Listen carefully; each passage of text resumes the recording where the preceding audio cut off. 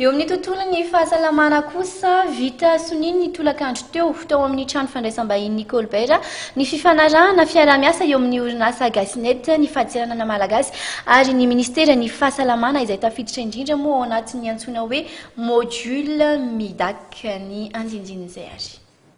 Nanaiky ny hiditra ao anatin'ny antsoina hoe module MIDAC izay novolavolan'ny orinasa Gasinet miaraka amin'ny fahatsiranana malagasy ny ministera ny fahasalamana ary no tanterana ny tolakandro teo ny fanaovana ny fifanarahana mikasika izany tao amin'ny trano fandraisam-bahiny Colbert. Anisan'ny tanjona raha ny fantatra ny fiadiana amin'ny fidiran'ny fanafody osika raha ny voalazan'ny ministry ny fahasalamana. Izany rehetra izany dia manafaingana ny asa, manena ny fotoana iasana ary manala ihany koa ny aiay sy mety izay hoe osika ao anatin'ny taratasy rehetra izay atao tanana.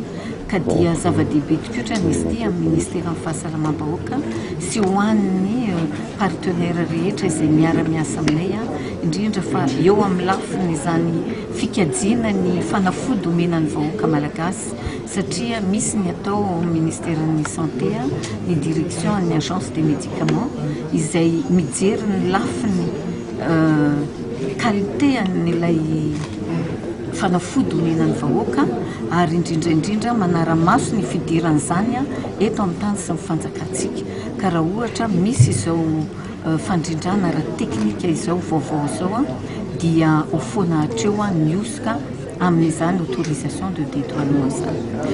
Ny tanjona raha ny voalazan'ny tale général ny fahatsiranana dia ny mba hiditra ao anatin'ny MIDAC avokoa ireo sapan-draharaha manome fahazahon-dalana rehetra. Ilay MIDAC moa zany dia fifandraisana ara-tsolosaina atao amin'ny ireo départementa sy ministera isan-karazany izay misy fifandraisany amin'ny fahatsiranana.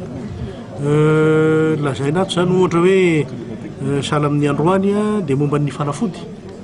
Misy ny autorisation izay amen'ny ministera ny santé amin'ny resaka fanafody mba tsy idiran'ny fanafody osika zany misy koa ny resaka certificat de consommabilité amin'ny sakafo rehetra. Ny tanjona moa zany dia ataoko hoe amin'ny tapatapaky ny taona ho avy eo dia tokony tafiditra ao anatin'ny MIDAC daholo ireo ministera rehetra izay miasa miaraka aminay mba ahafahana zany amin'izay fotoana izay tsy hisy tsony mihitsy ny taratasy ho ampiasaina rehefa manao dédouanement. Ny filoha tale général ny Gasinet Pascal Besançon dia nanamafy fa ezahana ny ampiana ny fampiasana ny taratasy izay maro ny mpanao osika azy reny ary atao elektronika avokoa ny zavadrehetra. Mampiana ihany koa ny fe-potoana fivoahan'ireo fanjahon-dalana ilaina amin'ny famoahana ny entana toy ny fanafody izany raha ny voalazany. Tsy misy kosa ny fiovana eo amin'ny sarany tokony aloha.